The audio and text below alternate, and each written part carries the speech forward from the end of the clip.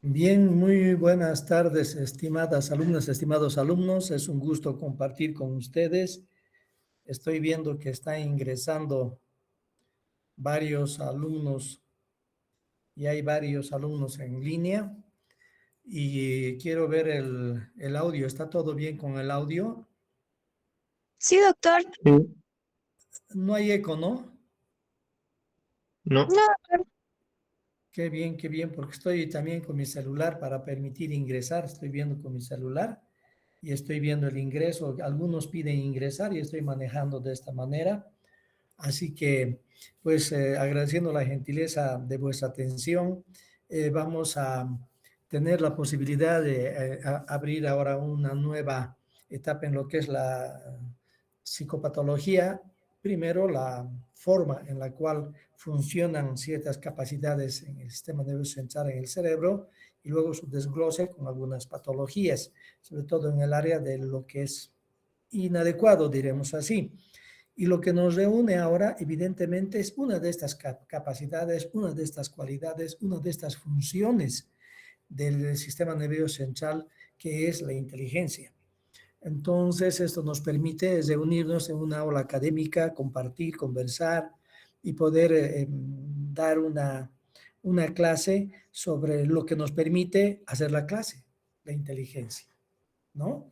Entonces, vamos a hablar primeramente de la inteligencia, vamos a tratar de hablar de su fisiología, podríamos decir, dentro del aspecto mental. Vamos a tratar de describir las situaciones de lo que hace la inteligencia en sí y después vamos a hablar de sus alteraciones. No es sencillo el definir la inteligencia, como no es sencillo definir muchas de las capacidades mentales del ser humano, como por ejemplo la personalidad. Cuando hablamos de personalidad, yo les decía, ¿qué es la personalidad en sí? ¿Qué es esa entidad unitaria? Tanto es así que un autor dijo, yo soy lo que soy. Entonces hay diversas aproximaciones teóricas hacia lo que es la inteligencia y también diversos aportes actuales sobre la inteligencia, como la inteligencia emocional, por ejemplo, ¿no? De esta manera, y estando en hora y viendo la llegada de muchos de ustedes, así que vamos a hablar sobre la posibilidad de definir un poco la inteligencia y sobre todo qué criterios podríamos decir. Entonces, uno de los primeros criterios para hablar sobre inteligencia es, pues, decir que es una entidad pluralista y multifactorial. La inteligencia sería como un mosaico donde diversas capacidades se integran. Entonces, una cosa será, por ejemplo, la capacidad cognitiva, la capacidad de analizar problemas, la capacidad de tener un pensamiento más memorístico, un pensamiento de tener la capacidad de analizar más las cosas, porque nosotros los médicos tenemos un pensamiento muy analítico, pero basados mucho en la memoria. Necesitamos un gran caudal de información y en el momento que vemos algo vamos empezando a armar lo que tenemos de información con lo que estamos viendo y a encontrar síndromes psicopatológicos. Entonces estamos recurriendo a varias situaciones y una característica. Los que estudian ingeniería tendrán un pensamiento mucho más racional en el sentido de ver un problema y de pensar en las soluciones. Quizás su memoria no es tan vasta como la nuestra, pero es más útil para resolver un tipo de problema en particular. Por eso se dice que es una situación donde tiene diversas características y sería como un mosaico de posibilidades.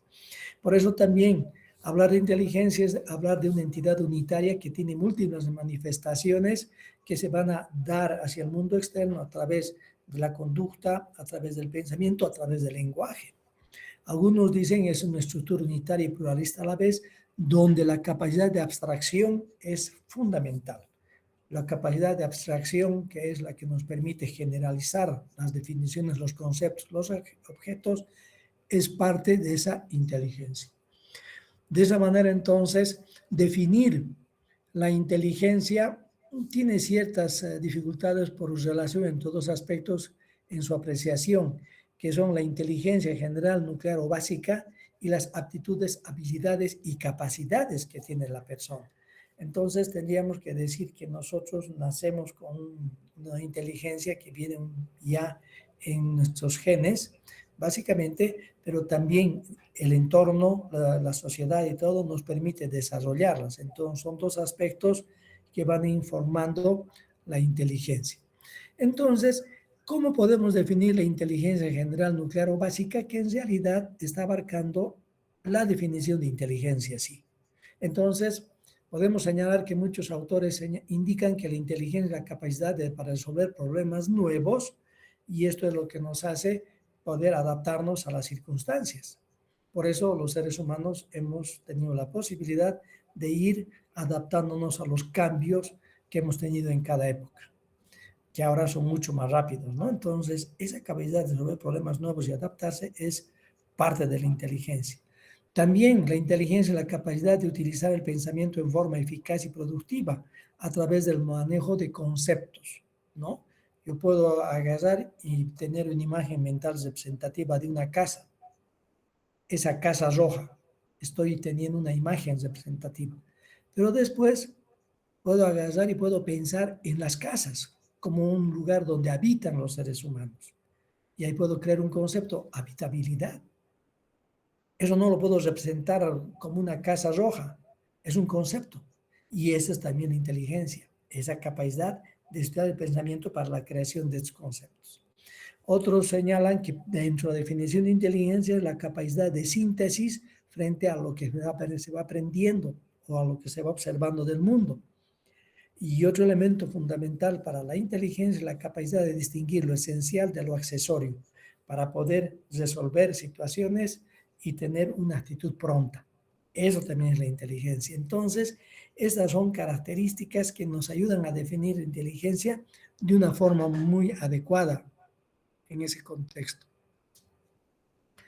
Un autor señala cómo puede aparecer fenomenológicamente la inteligencia, cómo puede ser que se produzca ese complejo el resultado de una serie de procesos mentales y es entonces cómo definen la fenomenología, que se trata de entender en sí la inteligencia como un acto intrapsíquico de un sujeto en una comprensión racional.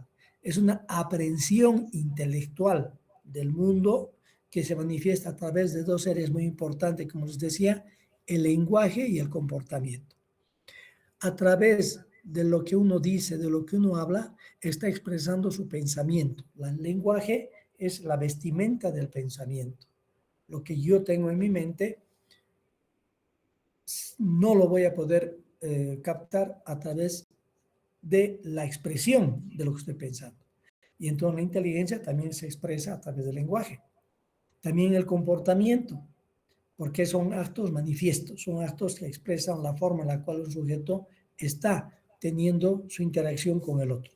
Entonces el lenguaje y el comportamiento son fenómenos que nos ayudan a entender la inteligencia en relación a una persona. Otra cosa importante es señalar que la comprensión o intelección es un acto de asignar un significado a un objeto o suceso. Esto es parte de la inteligencia. ¿Por qué? Porque reconoce sus funciones en el mundo de lo que está pasando respecto a uno mismo. Entonces, esto tiene un contenido de comprensión y de entender lo que está ocurriendo en el mundo. Entonces, para ir viendo cómo va funcionando la inteligencia, entonces forzosamente tiene que haber también un contexto de memoria, porque un suceso conocido es ubicado en un sistema de referencias de la memoria. Y hacemos nosotros entonces una ubicación de eso para ir creando todo este proceso de inteligencia, porque la inteligencia también tiene que ver con el hecho de utilizar la información que tenemos. Entonces, cuando nosotros vemos un suceso nuevo, entonces tenemos que inventarnos una forma de entenderlo. Solo la inteligencia nos da esta capacidad de entender a través de la actualización del suceso nuevo. Esta actualización está en función de reconocer si un recuerdo o no y la invención de nuevos significados. Por eso la inteligencia es una contradicción muy interesante. Primero, como ya tenemos información de la memoria, lo que vemos lo evocamos. Si ya lo conocemos, lo comparamos y lo evocamos. Pero si es un fenómeno nuevo, tiene un fenómeno diferente también, que es la creación y la invención, que es conocer algo entenderlo y luego pasarlo al sistema de la memoria. Ya vamos a ver eso en el proceso de la inteligencia y en el proceso cognitivo. Entonces, el sistema de referencias significativas que nosotros tenemos en nuestro entorno está relacionado con factores biológicos y socioculturales que hacen que el fenómeno de la inteligencia nuclear y básica se vaya nutriendo también de la experiencia y de la memoria.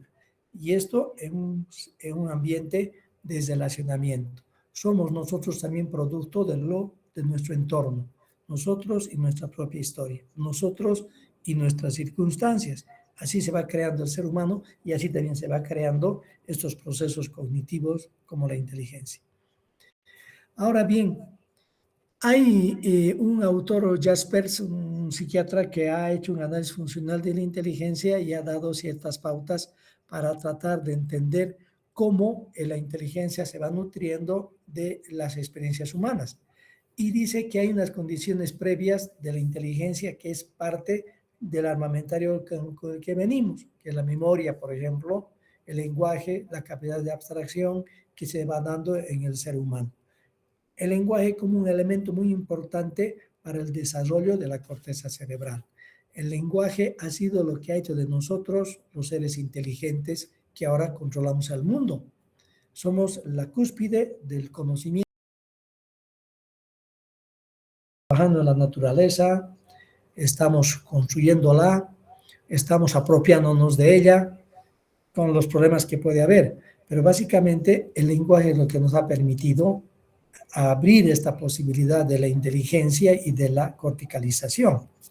Probablemente somos la única especie que gracias a la riqueza del lenguaje ha tenido esta experiencia de ser la cúspide de la evolución. También es muy importante en este análisis funcional de Jasper el inventario caudal de conocimientos que uno va haciendo a través de su desarrollo y que son parte también de la inteligencia. Ahora bien, la inteligencia puede encontrarse con muchas habilidades diferentes de acuerdo también a la personalidad, a las características que hacen que la inteligencia se manifieste en cada persona de acuerdo también a su temperamento básico. Hay gente que es muy vivaz, que está muy inmersa en todo, será muy práctica y será muy adaptable a las circunstancias, tendrá éxito en esta área. Hay otra gente con inteligencia abstracta, pero algunos autores dicen, pero no necesariamente toman las decisiones más apropiadas. Como que es interesante eso, que puede haber gente con una inteligencia o un IQ superior, pero que su nivel de adaptación no es el óptimo frente a la sociedad. Puede haber gente muy inteligente, pero que tiene dificultades de relacionarse. Entonces, la inteligencia tiene que ver no solamente esa capacidad de abstracción, sino también la adaptabilidad para vivir mejor. La inteligencia nos tiene que hacer sujetos que vivamos mejor con nuestros semejantes. Y aquí es interesante esta característica. Jasper, entonces, al hacer este análisis de la inteligencia, hace un énfasis en la capacidad de juicio, que es esa habilidad para pensar, para deducir, para racionar, para captar, para crear los conceptos. También señala que es importante la sagacidad para captar lo esencial de lo accesorio. Después la espontaneidad y la iniciativa, que hace que la inteligencia nos ayude a funcionar mejor.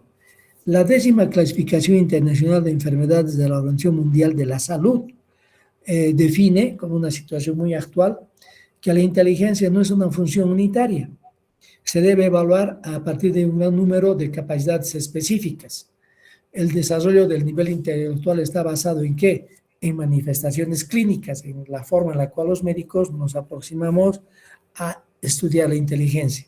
El comportamiento adaptativo, clave, que es la forma en la cual nosotros vivimos mejor entre nosotros, de una forma adecuada, de una forma correcta y de una forma ética. También eso es parte de la inteligencia. Y también están las pruebas psicométricas que nos ayudan a encontrar el nivel del coeficiente intelectual, que es entonces una evaluación psicométrica. Entonces habrá manifestaciones y evaluaciones clínicas del comportamiento y las pruebas psicométricas. Dentro del análisis funcional de la inteligencia se hablan de factores condicionantes, el caudal de conocimientos y la inteligencia propiamente dicha. Los factores condicionantes son los agentes instrumentales, todo el sistema perceptual del sujeto y sus capacidades mentales, los agentes promotores, que tiene que ver con lo que nos ayuda a entender mejor el mundo, el caudal de conocimientos, que hay dos formas de llegar al conocimiento, el aprendizaje mecánico y memorístico y el aprendizaje racional, y dos formas en las cuales la inteligencia está presente, la potencial, la que tenemos, y la actual, que es cuando se define en un momento determinado en el desarrollo del sujeto, sea un niño, un adolescente, un adulto, su inteligencia de ese momento. Vamos a explicar un poquito más cada uno de estos factores.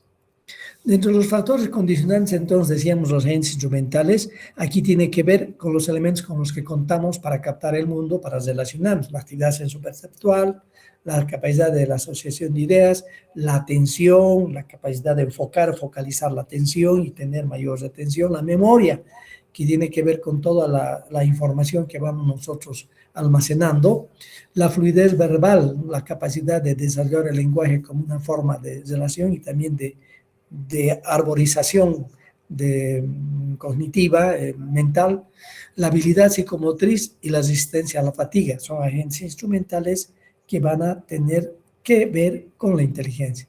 Y los agentes promotores, que es muy interesante porque es la motivación en realidad central. Los sentimientos, las emociones, esto de estar motivado para aprender, la voluntad. Todo esto entonces va a ser un aporte hacia lo que serían los factores condicionantes de la inteligencia. Tenemos también entonces el caudal de conocimientos, y aquí hay dos formas para captar los conocimientos y ejecutarlos. Primero, el aprendizaje mecánico y memorístico, que ha estado muy en boga en sus épocas y que ahora también tenemos y tratamos de hacerlo a nivel del comportamiento y la conducta. Entre la memoria y el condicionamiento que se producen independientemente del entendimiento, del concepto y del juicio, porque básicamente consiste en absorber información, en retenerla para evocarla en un momento determinado. Es un caudal, por eso, de conocimientos. Pero también está el otro aprendizaje imprescindible para manejar la inteligencia, que es el aprendizaje racional. Este es comprensivo, es la aprehensión, es captar el mundo por el pensamiento e incorporación al sistema de referencias significativas. ¿Qué significa esto? Incorporación a las cosas importantes en cuestión de valores, de ética, de predisposición que vamos haciendo para manejar mejor el conocimiento, el aprendizaje racional. Y finalmente, dentro del análisis funcional está la inteligencia propiamente dicha. La inteligencia potencial es con la que nosotros nacemos, de la que vamos forjando a lo largo del tiempo en un sujeto. Y la inteligencia actual, que es el rendimiento de la inteligencia en un momento dado, de acuerdo al desarrollo, y que está medido por pruebas psicométricas que están estandarizadas. Esto es parte de ese análisis funcional de la inteligencia. Entonces, los factores genéticos son importantes, y así como el color de nuestro pelo, el color de nuestra piel, de nuestros ojos, también los factores genéticos tienen que ver con la inteligencia, y nosotros ya venimos con esa carga, diremos así, de información y de realización de la inteligencia. Entonces, actualmente se habla de la inteligencia emocional, que es un aporte que se ha hecho en los últimos años sobre las características y las capacidades para reconocer los sentimientos de uno, poder manejarlos en esta habilidad de controlar nuestras emociones y de utilizarlas para relacionarnos con los demás. Entonces hay muchas personas que pueden tener la capacidad de observar las emociones de acuerdo con las expresiones faciales y también conocer sus propias emociones y poder manejarlas adecuadamente, controlar la impulsividad, controlar la ira, saber manejar el miedo, la emoción, el interés por las cosas, la sorpresa, la aversión a ciertas cosas o ciertas situaciones emotivas que nos pueden provocar tristeza. Los estados emocionales son muy importantes para que captemos el mundo y para que estemos también desarrollando nuestra inteligencia. También se ha hablado sobre la inteligencia social y emocional con los siguientes criterios, aunando tanto esa inteligencia que tiene que ver con el manejo de las emociones y también con nuestro contexto, porque hablar de la inteligencia social y la emocional está redundando en el hecho de la interrelación. Por lo tanto, la inteligencia social y emocional que hablan algunos autores hablan de la capacidad de percibir nuestras propias emociones. Es darnos cuenta de qué estamos sintiendo, ¿no? Darnos cuenta puede producir una modificación de las emociones para una expresión adecuada y saber medir nuestro nivel de talante en nuestra situación. Tendremos que tener la capacidad de poder hacer una observación, hacer una crítica, algo, pero dentro de un contexto que nos permita manejar ese estado emocional y esa comunicación a través del lenguaje. Esta experiencia también nos ayuda al reconocimiento y respuestas precisas cuando estamos interactuando con las personas, en el trabajo y todo eso. Por eso también la inteligencia emocional y social tiene que ver con la habilidad en las negociaciones estrechas con otras personas. Entonces, esto está muy inserto en la relación con los demás. Y tendremos éxito de acuerdo a la capacidad que podamos manejar las situaciones. Por ejemplo, si yo estoy observando una conferencia y de repente hay algunos aspectos que no me parecen bien y me dan la oportunidad de que haga de que opine sobre esto, entonces yo tendré inteligentemente que referirme a las cosas positivas de esa presentación y decir, bueno, me parece muy adecuado esto, estoy haciendo que la persona se contacte emocionalmente conmigo y me preste atención y no esté a la defensiva. Valoro lo que me parece correcto y luego hago la observación sin que la persona se considere atacada, más bien como un aporte. Pero me parece que en esta otra parte hubiera sido bueno enfocarlo de esta manera. Estoy estableciendo una comunicación, un manejo de mi discurso, mi lenguaje, mi inteligencia para poder establecer una buena relación con la persona. Pues si entraría de primera a decirle, no me parece, no estoy de acuerdo con esto, la otra persona nadie sentiría cómodo frente a un escenario que alguien le esté contestando o aportando de esta manera. Y también yo hago que la persona se sienta cómoda con esta interacción. Eso es la inteligencia social y emocional que nos permite una buena actitud y una buena relación con los demás. Esto es muy importante que sepamos manejar la situación entre nosotros dentro del área de la academia, dentro del área de la comunicación humana y todo eso, ¿no?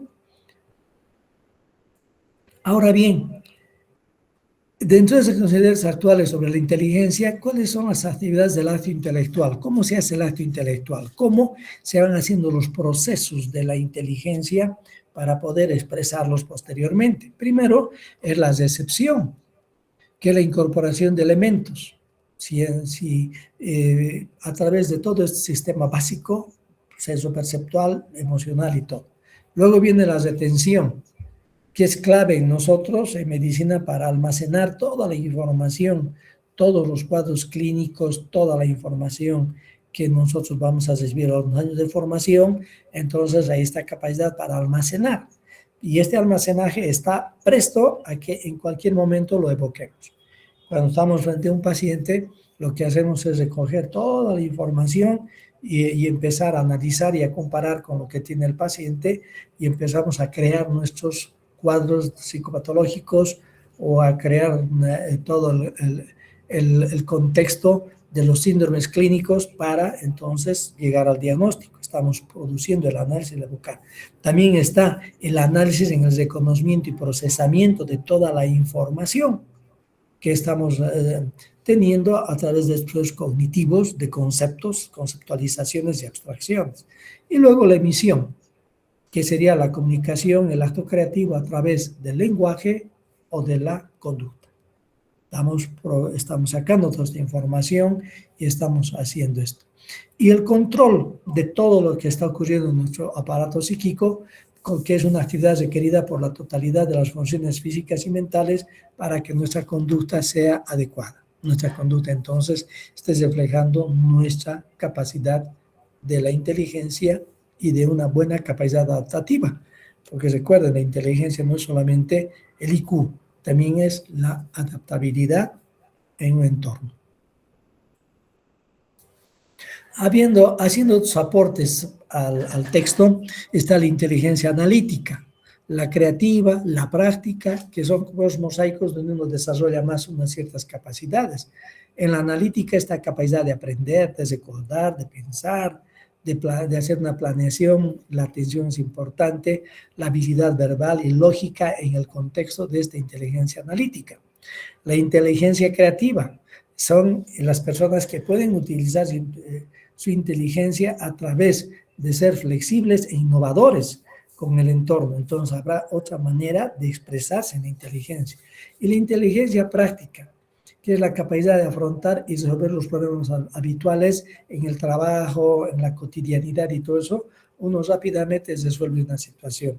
Mientras otras personas como que la piensan varias veces, están tardando 2 o 3 días en unir, en relacionar, en resolver algo, hay personas que son mucho más, en el punto, mucho más prácticas. Ese es también un tipo de inteligencia que se menciona con esas características. Una vez que hemos tratado de desglosar la inteligencia en todas sus características, su fenomenología, el acto creativo y todo esto, vamos a hablar de las alteraciones de la inteligencia. Ya hay 2 aspectos importantes en alteraciones de la inteligencia. Uno es la discapacidad intelectual, que antes se llamaba retraso mental. Manejamos todavía el contexto del retraso mental históricamente porque es el término más utilizado, pero actualmente hablamos de discapacidad intelectual. Y hay que tener en cuenta que la discapacidad intelectual es algo que viene en el proceso del desarrollo, o se nace con un problema o inmediatamente después del nacimiento ya empieza a haber una alteración a nivel de las capacidades cognitivas, con la inteligencia. O puede ser un proceso que viene más bien después de los 60, 65 años, que sería la pérdida de la inteligencia, la pérdida de la capacidad cognitiva, la pérdida de la abstracción, con los cuadros que nosotros llamamos de demencia, cuando se envejece con patología. Porque se puede envejecer con salud, que es la senectud, o se puede envejecer con patología, que es la senilidad, y en estos cuadros de senilidad viene la pérdida de la inteligencia, pero con la característica de que se ha logrado un nivel de inteligencia normal, adecuada, y después de cierto momento empieza uno a perder la inteligencia. Por eso entonces son 2 figuras que están diametralmente opuestas. La discapacidad intelectual y los cuadros de demencia. Están separados en función de los grupos etarios y de las características de cada uno, pero ambos comparten el hecho de que la inteligencia está por debajo del promedio. Entonces, la discapacidad intelectual, que antes se llamaba retardo mental, pero que estamos recuperando por historia este término, tiene que aproximarse el estudiante a través de 3 criterios: el criterio clínico, el criterio social y el criterio psicométrico, que es ya viendo y adelantando, definiendo la inteligencia, la parte clínica, la parte de la biografía y la observación, el criterio social, que es la adaptabilidad, la relación con los demás, y también el criterio psicométrico, que nos da un puntaje que hay que ver, pero ese puntaje es importante, pero no hacen solamente al diagnóstico, sino estas 3 esferas en las cuales tenemos que mover nosotros los médicos. Entonces, la discapacidad intelectual está hablando de un desarrollo intelectual deficiente. Aquí es muy importante eso. Desarrollo intelectual deficiente. ¿Qué significa esto? Que la inteligencia desde sus primeros albores de la vida ya tiene ciertas dificultades en desarrollarse, en presentarse. Por eso hablo de un desarrollo intelectual. Está hablando de los primeros años de vida. Entonces, el criterio clínico, que es el criterio básico, que es el criterio más importante que nosotros tenemos, es la exploración del paciente, el estudio de historia clínica y biografía. Eso nos permite entender al sujeto en todo el proceso de su desarrollo en general y nos permite ver los hitos del desarrollo dentro del ciclo vital y ver entonces en qué momentos ha habido ciertas deficiencias, ciertos hitos que afortunadamente y gracias a Dios nosotros los hemos resuelto.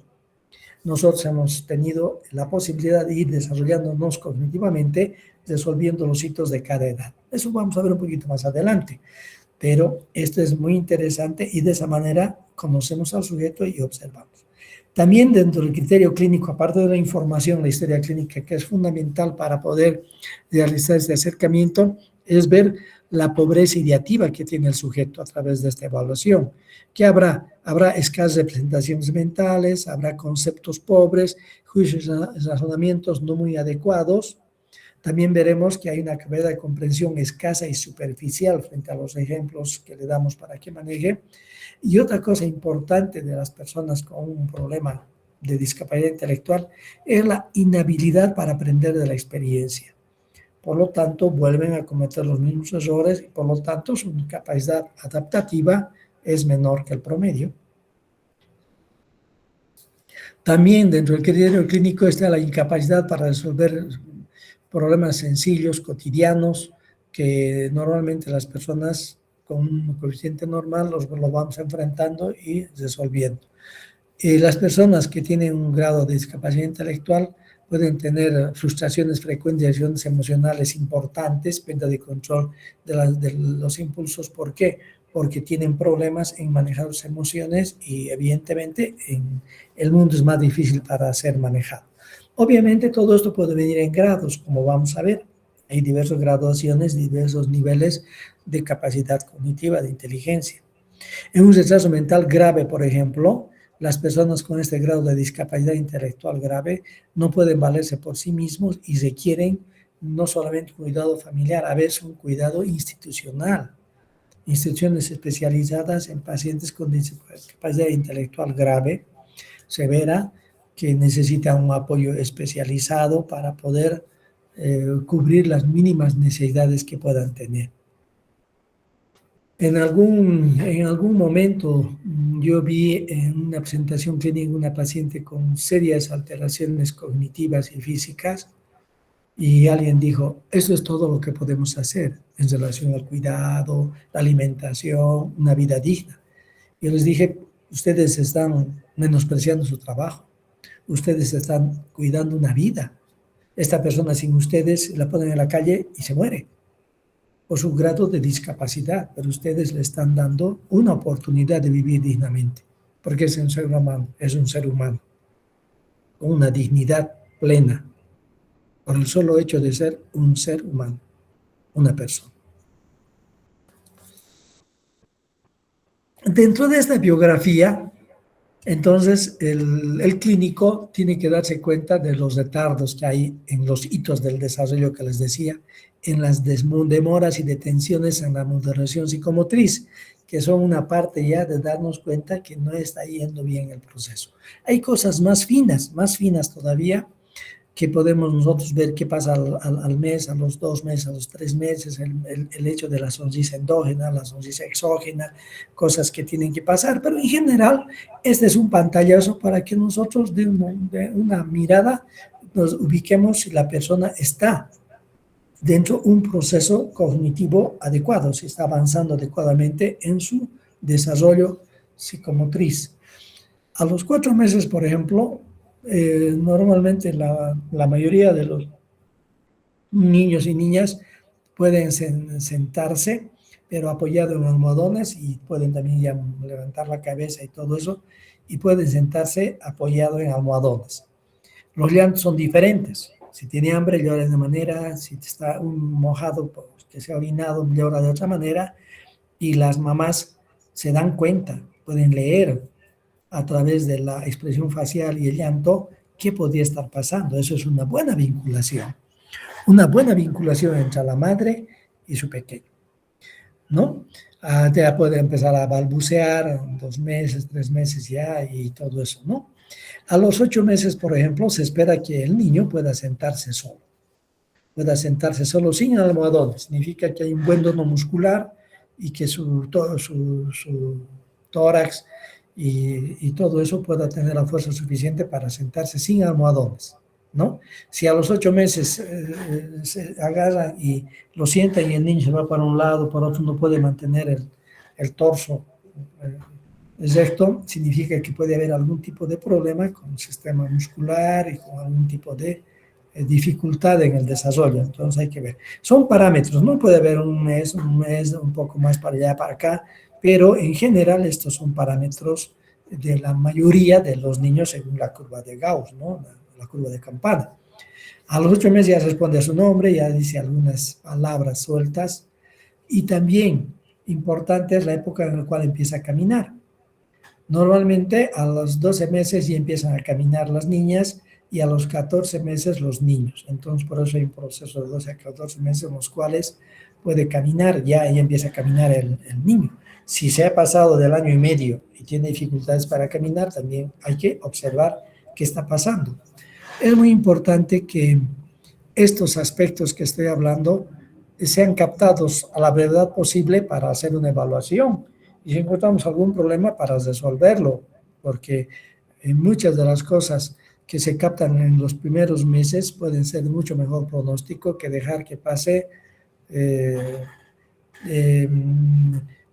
más meses. Por ejemplo, a los 8 meses, si un niño no responde a su nombre más o menos, podría tener problemas auditivos.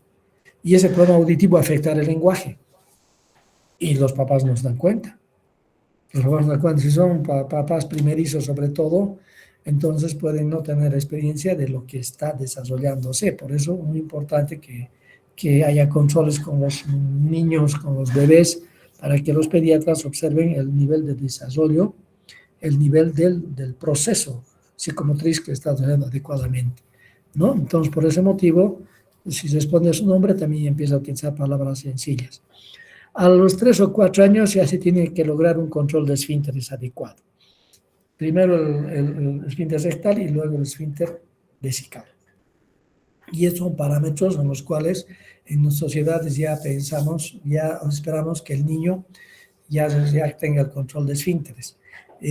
Teóricamente ya a los 3 años puede controlar el esfínter vesical completamente, pero algunos niños todavía tienen enuresis, todavía pueden tener enuresis en la noche y todo eso, y por ese motivo se esperan los 4 años donde ya se logra un control adecuado de los esfínteres. A esta edad también el niño usa frases reales y amplía la gama de formas gramaticales. Eso significa que la audición está bien, el lenguaje está bien y todo esto. Entonces, todo esto nos habla de este criterio clínico que nos permite entender la discapacidad intelectual. Estábamos hablando de niños porque la discapacidad intelectual, lo que antes llamaba el retraso mental, viene desde el nacimiento o poco tiempo después. Por eso, otro de los criterios para el diagnóstico puede ser la edad, por debajo de los 18 años, todo por debajo. El criterio social, entonces, son las personas con discapacidad intelectual tienden a requerir una supervisión y protección en función de que necesitan ayuda para desarrollar muchas cosas, obviamente de acuerdo al nivel de discapacidad intelectual. No llegan a controlar completamente sus acciones y en las personas con discapacidad intelectual ya evidente, también existen evidentes dificultades en las actividades cotidianas y como les decía, en los casos graves requieren un apoyo permanente de instituciones porque a veces estos niños no aprenden a comer, no aprenden a asearse, entonces las necesidades básicas de la vida deben ser con apoyo del personal especializado. Y el criterio psicométrico es el resultado de las escalas y tests normalizados y estandarizados para determinar el cociente intelectual. Entonces, esto tiene que estar determinado a una población a la cual se va dirigida. Es diferente una prueba una prueba psicométrica de Estados Unidos frente a una prueba hecha de España o una prueba hecha en Latinoamérica. Hubo un estudio en 1950 y tantos en Estados Unidos, un estudio absurdo que se hizo a los hijos de latinos que estaban en las escuelas de muchos inmigrantes y entonces da un resultado de que había problemas cognitivos en los niños de latinos, de inmigrantes y todo. ¿Por qué? Porque la prueba no estaba estandarizada para población latinoamericana, estaba para población norteamericana. Por ejemplo, decir cuántas estrellas tiene el escudo o cuántas estrellas tiene la bandera norteamericana, ¿no ve? Cuántos estados podría tener Estados Unidos, son cosas que los migrantes no conocen. Entonces, eso se dijo, esto está totalmente sesgado, porque no está normalizado y estandarizado para población latinoamericana. Entonces, nos tendríamos que tener nuestros propios reactivos para eso. Y de esa manera tenemos una aproximación adecuada para obtener el coeficiente intelectual. ¿Y qué es el coeficiente intelectual? ¿Cómo se saca el coeficiente intelectual? En estas pruebas normalizadas y estandarizadas, entonces, a un niño de 10 años se le aplica una serie de reactivos y conocimientos que él debería resolver para esa edad. Entonces, lo que se hace es poner la edad mental del resultado que ha tenido en estas pruebas. Por ejemplo, de 10 años, es la edad mental. Y esa edad mental se la pone encima de la edad cronológica. La edad mental es de 10 años. La edad mental son los reactivos que has resuelto para 10 años. ¿Cuál es su edad cronológica? 10 años. Entonces, 10 sobre 10 da 1. Por 100, 100. Entonces, su coeficiente intelectual es de 100, que está dentro de la campana. Pero pondremos que el niño ha agarrado y ha resuelto cosas no solamente de 10 años, hasta de 12 años. Su capacidad intelectual, su lenguaje, su experiencia con el entorno, un niño muy motivado, un niño que también tiene una base genética ya, puede ser de 12. Entonces, esa es la edad mental. La edad cronológica sería 10, porque tiene 10 años. Entonces, 12 entre 10, 1.2. Le multiplicamos por 100 y sale 120. Es una inteligencia brillante, normal, brillante. Entonces, está por encima del promedio, por encima de la curva de Gauss de 100. Entonces, nosotros vemos que la inteligencia normal está en la curva de 100 porque es el mayor porcentaje de las personas. Entonces, en esta gráfica de la campana de Gauss, pero relacionada a la inteligencia, a la coeficiente intelectual está en 100 como la mayoría de las personas. Hacia la izquierda está la inteligencia media, 85, y hacia la derecha está la gran inteligencia o la inteligencia superior, 130, que ya es una situación. El 100% y su pequeña variación media alta, 34%, media baja, 34.1%, van haciendo el gran porcentaje de la inteligencia dentro de esa curva de Gauss. Las desviaciones hacia la izquierda y habla de ciencias cognitivas y de inteligencias superiores y clases de superdotados. Se dice que Albert Einstein, una de las más inteligentes, tenía 160 de IQ, porque la mayoría de los mortales tenemos 100, ¿no? Para medicina 100, para adelante, ¿no?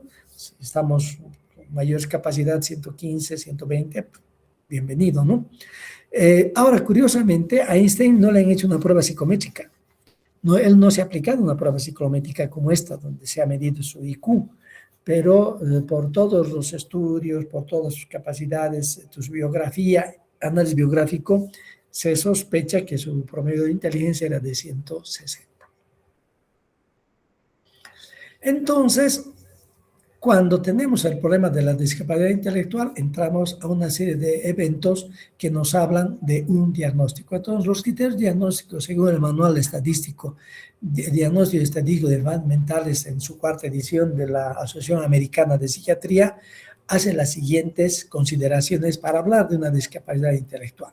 Entonces, ellos señalan que la capacidad intelectual es significativamente menor que el promedio, y que se acompaña de limitaciones en qué áreas: en comunicación, en cuidados de sí mismo, en situaciones de la vida doméstica, en habilidades sociales interpersonales para relacionarse con los demás y en la utilización de los recursos comunitarios.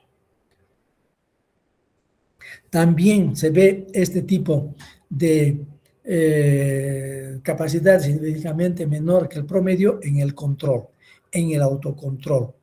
En las dificultades, en las habilidades académicas funcionales, en un empleo inadecuado del trabajo, del ocio y en situaciones de salud y seguridad que requiere este tipo de población más que el promedio.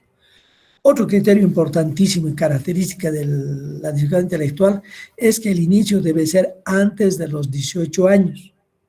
¿Por qué? Porque es un problema del desarrollo. Si fuera después de los 18 años, estaríamos hablando de que existe un problema con lo que sería la pérdida de la capacidad cognitiva después de 18 años. Entonces ahí entraríamos en procesos de demencia, ¿verdad? Obviamente la demencia se da después de los 60, 65 años. No es algo que se dé así. Ahora bien, una persona de 30 años puede tener un accidente, una lesión cerebral y queda con cierto daño, entonces habría que observar este tipo de situación y no es que este accidente le esté dando una disminución de las capacidades cognitivas por un trauma. Entonces, hay que ver que para discapacidad intelectual es un término para por debajo de 18 años.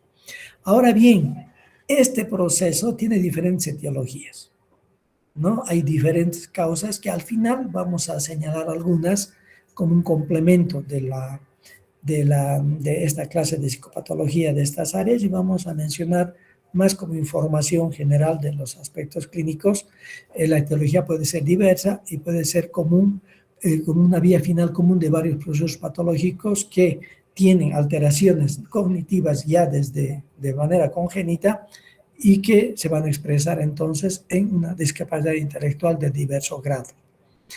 Este es el concepto psicométrico de la inteligencia y las alteraciones de acuerdo a esa evaluación clínica y psicométrica del IQ. Las personas con coeficientes intelectuales de 1 a 84 se denominan limítrofes y son las personas que están funcionando en la sociedad con algunas dificultades, pero ahí funcionan y pueden llevar a ciertos niveles de funcionamiento adecuados, pero no podrían desarrollar una capacidad universitaria, una habilidad cognitiva. Se llaman limítrofes. Pero vamos a ver. La discapacidad intelectual ya descrita ya y definida puede ser leve, moderada, grave y profunda. En el caso leve se dice que el coeficiente intelectual está entre 50 y 70, entonces de esa curva de Gauss la desviación mucho más a la izquierda y el coeficiente intelectual está de 50 a 70 y abarca más o menos al 85% de los casos que se detectan de discapacidad cognitiva, en este caso leve.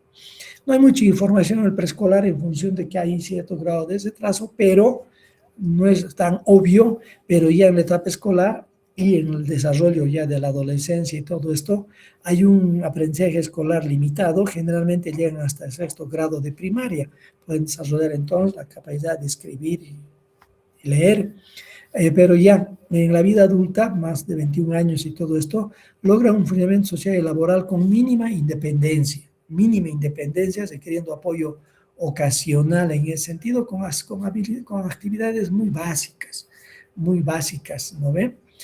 Pero sí se requiere el apoyo familiar en ese sentido. El coeficiente intelectual, la discapacidad cognitiva que está ubicada en el grado de moderado, es un coeficiente intelectual que va de 35 a 49, como ven hay un mayor desmedro.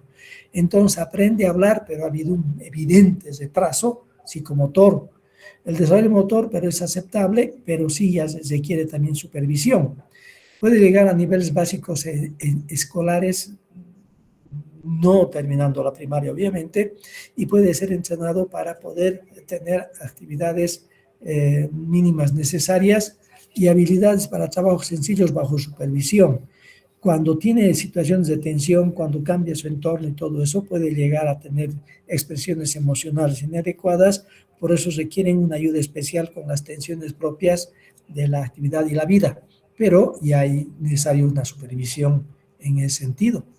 Y ya entrando a las situaciones mucho más marcadas, esta desgracia frente a la vida, la desgracia intelectual grave, que su coeficiente intelectual es entre 20 a 34, hay un desarrollo motor pobre, hay un lenguaje mínimo, en ocasiones apenas son sonidos culturales, aprende a comunicarse y hábitos higiénicos básicos, en esa etapa escolar de 6 a 20 años donde hay el entrenamiento y todo esto, y cuando es adulto puede autoprotegerse, pero requiere ambientes protegidos constantemente, es decir, necesita un ambiente especializado para su propia protección y su cuidado.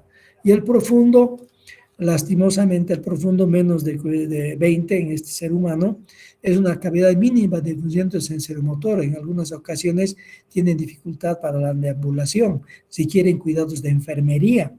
Entonces, su capacidad de funcionar autónomamente es mínima y necesita ayuda para comer, para vestirse, por ejemplo. Puede tener algunas palabras en la vida adulta, pero una dependencia total de cuidados de enfermería, porque la inteligencia es muy reducida y su coeficiente intelectual está marcando una situación profunda en este sentido. En ocasiones, estos pacientes tienen alteraciones muy importantes del sistema motor y están en silla de ruedas, bajo protección y bajo cuidados básicos y necesarios de enfermería para su propia subsistencia. La etiología. Bueno, los factores genéticos son muy importantes y en ellos están lo que ustedes ven, el síndrome de Down, el síndrome de cromosoma X frágil, el síndrome de Prader-Willi, donde hay alteraciones también en el tono muscular muy importantes, parecen muñequitos, el síndrome de olvido del gato, que son alteraciones cromosómicas con ciertas características de cromosomas. Luego el síndrome de Z, el fenilcetonuria, neurofibromatosis, que son un poquito más raras. La fenilcetonuria es la que tiene que ver con déficit de la fenilalanina hidroxilasa, la enzima que tiene que metabolizar la fenilalanina. Y se llama fenilcetonuria porque hay grandes cantidades de fenilalanina que se van a eliminar por la orina. Lastimosamente, este exceso de este aminoácido hace que vaya al cerebro y vaya a provocar daños en el cerebro, y pueden ser daños muy importantes si no se detectan desde el nacimiento, porque ya viene desde el nacimiento el déficit de fenilcetonuria. Sucede de que les menciono esto porque yo he visto un caso de un niño que no se diagnosticó que tenía deficiencia de fenilalanina hidroxilasa, que tenía fenilcetonuria, porque se hace un pinchazo en el talón y de ahí se hace la prueba esta. No se hizo eso. Y me llamaron a una institución para ver a un niño con una discapacidad cognitiva grave y realmente era un niño de 8 o 9 años de edad que estaba en silla de ruedas, no tenía lenguaje, sonidos guturales, tenía un casco de protección porque tendía a golpearse la cabeza, hacerse daño y tenía un casco de protección y todo eso. Y cuando entrevisté a la familia, hablé con la mamá me dijo: ha sido una situación en la cual no se ha diagnosticado a tiempo, no le han hecho la prueba y él tenía este problema y mire, no nos dimos cuenta y tenemos esta situación.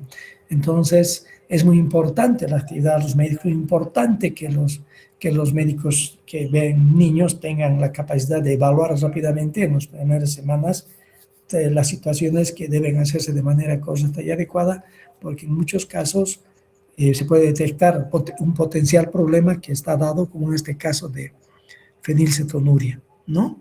También tenemos factores adquiridos y evolutivos, de acuerdo a las enfermedades como las de rubeola, la enfermedad citomegálica por cuerpos de inclusión, la sífilis, que ya no se ve tanto, la toxoplasmosis, herpes simple, el síndrome alcohólico fetal, que también es uno de los aspectos que en poblaciones que tienen importante consumo de alcohol, mujeres embarazadas, puede dar este síndrome y el niño sale con unos estigmas del síndrome alcohólico fetal, como es el puente nasal bajo, la parte superior de la oreja sin desarrollar, fisuras papulares cortas, pliegues acá epicánticos que se llaman alrededor de los ojos, una nariz aplanada chata, el labio superior muy delgado, el surco nasolabial muy plano, indiferenciado prácticamente no hay.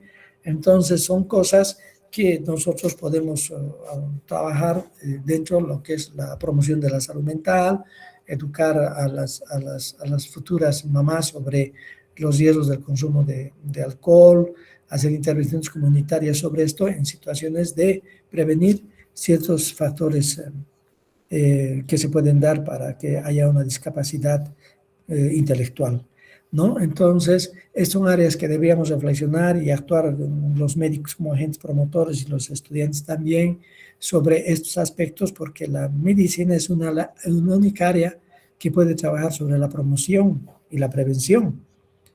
En otras áreas de la actividad humana se actúan sobre los eventos.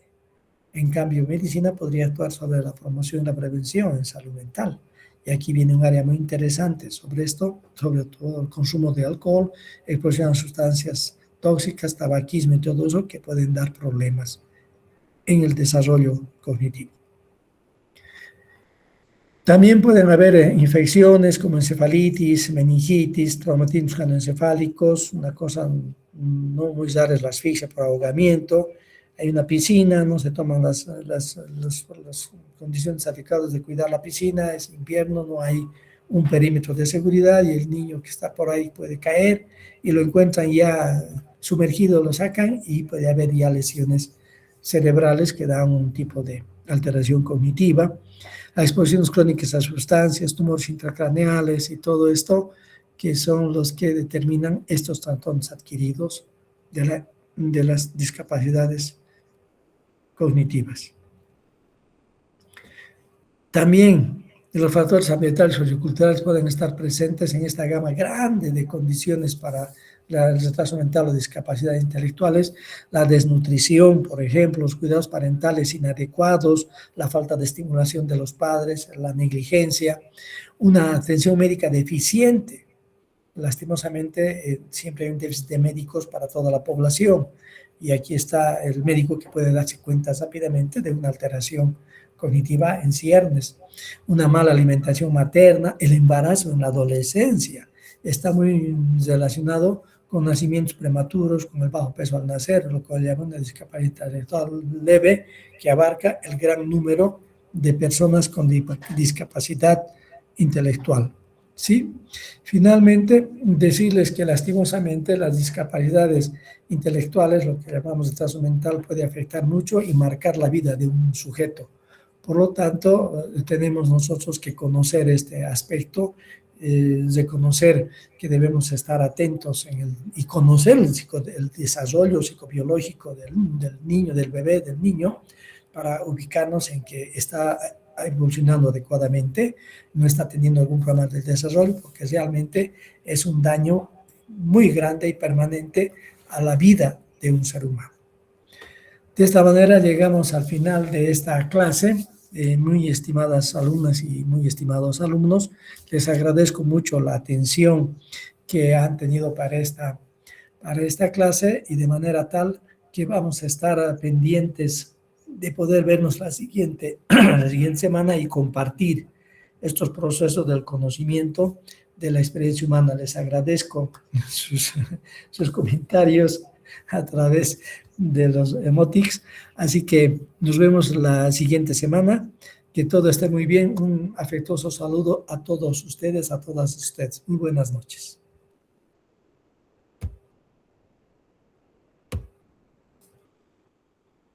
Les voy a enviar estas diapositivas a nuestro Classroom, por favor.